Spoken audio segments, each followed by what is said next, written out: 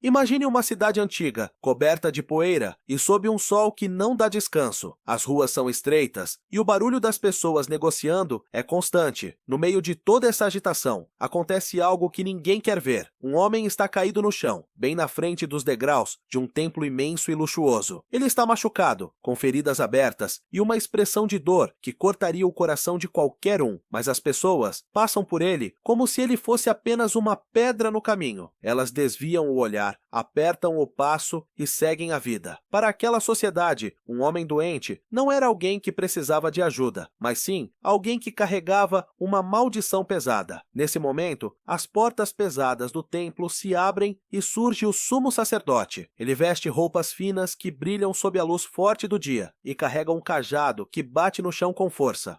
O homem caído tenta esticar a mão, pedindo um pouco de água ou talvez um lugar para descansar na sombra. Mas o sacerdote nem chega perto. Ele para a uma distância segura, como se o simples fato de olhar para o doente pudesse sujar sua alma. Com uma voz firme e fria, ele dá uma ordem clara aos guardas. Tirem esse homem daqui. O sacerdote diz que o solo é sagrado, e a doença é um sinal de que os deuses estão furiosos. Para o líder, ajudar seria desafiar a vontade divina. O homem ferido é arrastado sem nenhum cuidado e jogado na sarjeta, onde o lixo da cidade se acumula. O sol continua queimando e as moscas começam a aparecer. Ninguém se move. A multidão assiste a tudo em silêncio, mas é um silêncio carregado de medo. Eles acreditam que a doença é contagiosa, não só para o corpo, mas para a moral. Se você toca em alguém que os deuses puniram, você pode ser o próximo alvo. É uma crueldade aceita, algo que hoje nos parece absurdo, mas que naquela época era a regra absoluta. O mundo era um lugar onde, se você ficasse doente e não tivesse ouro, o seu destino era morrer sozinho no meio da rua. Mas, enquanto o sumo sacerdote volta para o conforto do seu templo, algo diferente acontece. Um homem que estava ali parado observando tudo, decide se mover. Ele não é um nobre e nem tem poder algum. É apenas um observador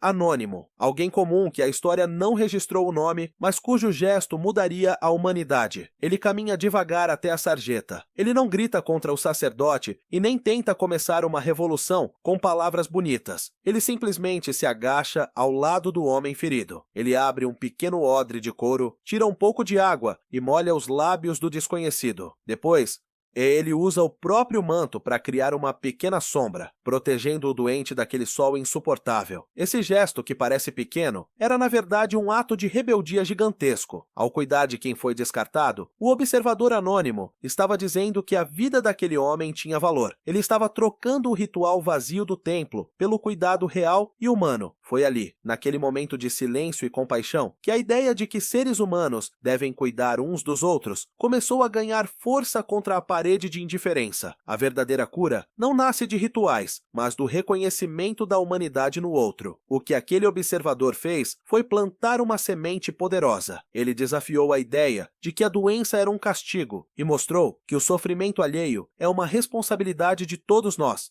Mas como é que saímos dessa cena de abandono na sarjeta para os grandes complexos de saúde que conhecemos hoje? Como o mundo mudou tanto a ponto de construir prédios inteiros dedicados a salvar a vida de quem nem conhecemos? Antes de continuarmos, inscreva-se no canal e diga-nos nos comentários de onde você está assistindo este vídeo. A jornada para entender como os hospitais surgiram está apenas começando, e o que aconteceu depois desse encontro na rua vai mudar totalmente a sua forma de ver o cuidado médico. O suspense agora fica por conta de como a humanidade conseguiu transformar o medo em ciência e a rejeição em acolhimento nos séculos que viriam a seguir, mudando o destino de bilhões de pessoas. Para entender como esse gesto de carinho na rua se transformou em algo maior, precisamos olhar para trás. E muito antes daquela cidade antiga, na Mesopotâmia e no Egito, a vida cotidiana era marcada por uma luta constante pela sobrevivência e a saúde era um mistério completo para a maioria. Se você ficasse doente naquela época, não havia um prédio para onde ir ou um médico para chamar com rapidez. A medicina era uma mistura de orações, ervas e muita superstição. No Egito, os médicos eram respeitados, mas eles pouco podiam fazer contra infecções que hoje tratamos com facilidade. As famílias famílias tinham que se virar como podiam dentro de casa. Imagine casas pequenas e cheias de gente, onde uma pessoa com febre dividia o mesmo espaço onde todos comiam e dormiam. Não existia o conceito de higiene que temos hoje. Se alguém pegava algo que parecia contagioso, o medo tomava conta do bairro todo. As pessoas evitavam passar na frente daquela porta. Ori e a família inteira acabava isolada, sofrendo com a dor e com o desprezo dos vizinhos. O estigma da doença era algo pesado e cruel naquelas sociedades. A aparência da cidade e a saúde dos trabalhadores eram mais importantes do que a dignidade individual. Os governantes não queriam ver a feiura da enfermidade manchando suas ruas. Quando surgiam casos de lepra ou ferimentos graves de guerra, a solução era drástica: expulsar essas pessoas para fora das muralhas imediatamente.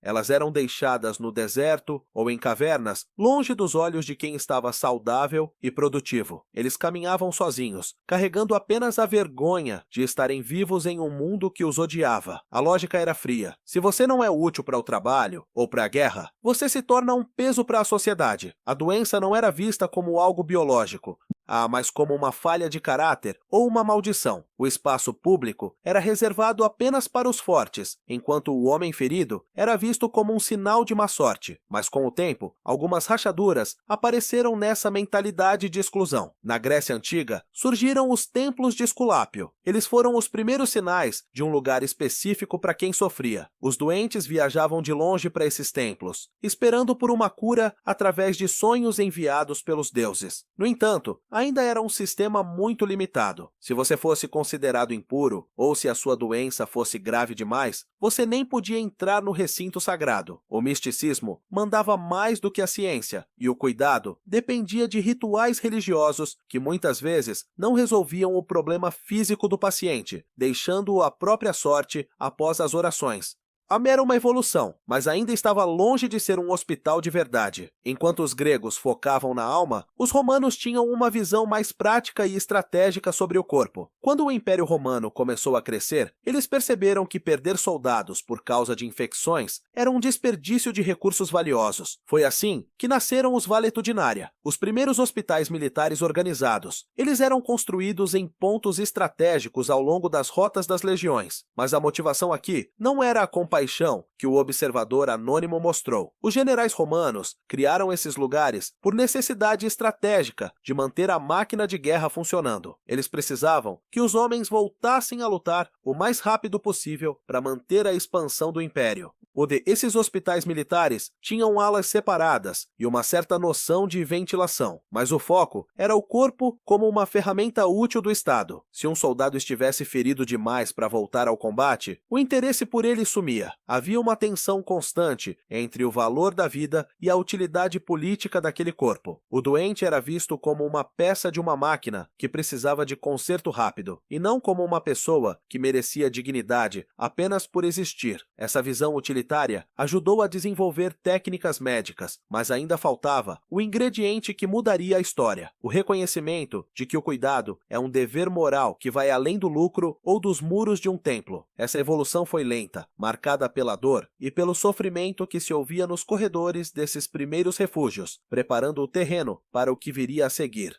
O mundo estava prestes a ver uma mudança radical na forma como tratamos os nossos semelhantes. A grande mudança na história não veio de um decreto real ou de uma nova arma de guerra, mas de um silêncio que começou a ser preenchido pela compaixão. Com a ascensão das ordens monásticas, o mundo viu uma revolução que ninguém esperava. O cuidado, que antes era visto como um fardo ou um castigo divino, passou a ser tratado como um dever moral sagrado. Foi nesse período que a palavra hospitalidade ganhou um significado novo. Antes, ela servia apenas para descrever o ato de receber viajantes cansados em estalagens, mas aos poucos, esses viajantes passaram a ser os doentes, os pobres e os esquecidos. Os mosteiros abriram suas portas e criaram as primeiras enfermarias organizadas. Há lugares onde o objetivo principal não era apenas consertar um soldado, mas oferecer dignidade a quem estava sofrendo. Nesse cenário, a figura do doente deixou de ser vista como alguém amaldiçoado para se tornar alguém que merecia respeito. Os monges e as freiras dedicavam suas vidas a limpar feridas, alimentar os famintos e dar um teto seguro para quem não tinha para onde ir. Não era mais uma questão de utilidade política ou força física, era uma questão pura de humanidade. Essa semente de bondade, plantada nos corredores escuros dos mosteiros medievais, começou a crescer e a se espalhar. O misticismo, que por tanto tempo dominou a mente humana, deu espaço para a observação prática. Eles perceberam que a limpeza básica ajudava na cura e que o isolamento de certas doenças salvava vidas. A ciência estava começando a sussurrar nos ouvidos daqueles que cuidavam, preparando o terreno para o conhecimento técnico. Com o passar dos séculos, essa estrutura de acolhimento evoluiu irreversivelmente. Chegamos ao século XIX, um ponto de ruptura total com o passado. Foi a época da revolução da higiene e do método científico aplicado à saúde. Nomes que hoje estudamos com admiração começaram a provar que lavar as mãos e manter ambientes limpos não eram caprichos, mas questões vitais. A ignorância e o abandono finalmente começaram a perder a batalha final. Os hospitais deixaram de ser lugares sombrios, onde se ia apenas para morrer, e se transformaram em centros de cura. Surgiram os hospitais universitários, onde a busca pelo saber se uniu à vontade de salvar o próximo. Essa vitória da ciência mudou a cara das nossas cidades. Onde antes víamos doentes sendo expulsos, passamos a ver a construção de verdadeiras catedrais de vidro e aço. Prédios imensos, equipados com tecnologias mágicas, foram erguidos com um propósito nobre: proteger a vida humana. O sumo sacerdote, que expulsava o ferido por medo do contágio, foi substituído por equipes de profissionais que correm contra o tempo todos os dias. A estética da cidade agora não é preservada escondendo a dor, mas tratando-a com toda a estrutura necessária.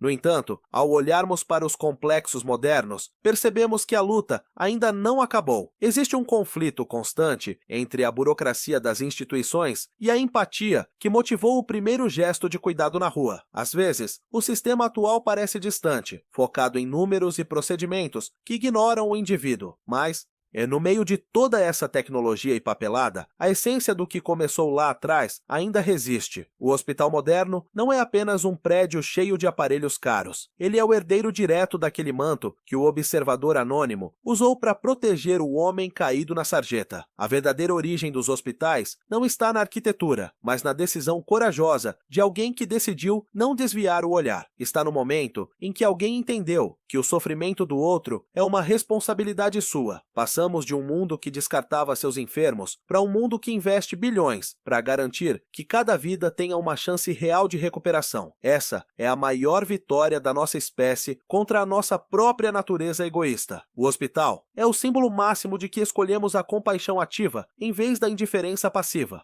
Quando passamos por um desses grandes complexos, devemos lembrar que cada ala e cada leito só existem porque a dor de um desconhecido se tornou insuportável para o coração de outra pessoa. Essa conexão entre quem cuida e quem é cuidado mantém a nossa civilização de pé. O hospital nasceu no instante em que o sofrimento do desconhecido se tornou insuportável para o coração humano.